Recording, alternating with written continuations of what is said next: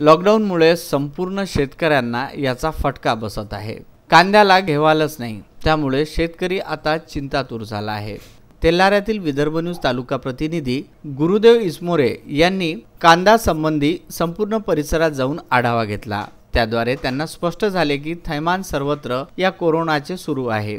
तालुक्यातील शेकडो शेतकऱ्यांचा कांदा शेतातच पडून कांदा खरेदीसाठी व्यापारी येत नसल्याने शेकडो शेतकऱ्यांवर मोठे आर्थिक संकट आले आहे। तालुक्यातील शेतीच्या एकूण क्षेत्रफळापैकी बहुतांश क्षेत्रफळ हे बागायती आहे। यामध्ये रब्बी हंगामात तालुक्यात गहू, हरभरा, कांदा ही मुख्यत्वे पिके घेतली जातात। त्यामुळे तालुक्यात पंचगव्हाण, आडगाव, हिवरखेड, तेल्हारा, पाथर्डी, माळेगाव बाजार या 6 मंडळापैकी सर्वात जास्त कांदा लागवड पंचगव्हाण या सर्कलमध्ये होते। तसेच यावर्षी ही झाली आहे। 994 हेक्टर म्हणजे जवळपास 2470 एकरावर कांदा या पिकाची पेरणी झाली। गेल्या वेळी कांद्याला बऱ्याच प्रमाणात भाव मिळाला व काही महिन्यापूर्वी 80 ते 100 किलो कांद्याचे भाव गेले होते। त्यामुळे यावेळी किमान 20 ते 25 रुपये तरी भाव राहील अशी शेतकऱ्याची अपेक्षा होती।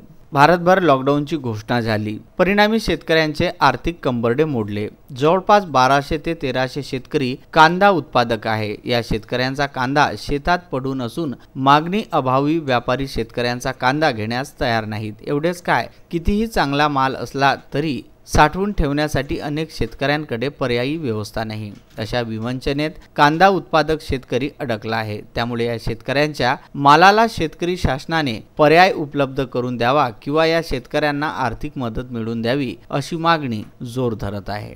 तर कृषी विभागाने कांदा चाळ यासाठी उपलब्ध करून द्यावा, कारण त्याचे साहेब आले हो करून राहिले पण अजून द्यायचे प्रयत्न नाही।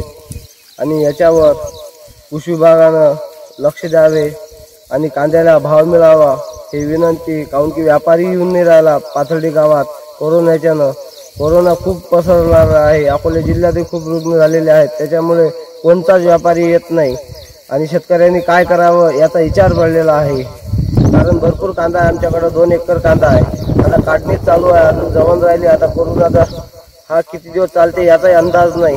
लॉकडाऊन आहे, बरेच दिवस अधिक तारीख वाढलेली आहे, तरी आता काय मालूम काय होते याच्यावर उपाय चर्चा चालू आहे। पण तरी व्यापारी नाही आला तर या कांद्याचं काय करावं शेतकऱ्यांनी।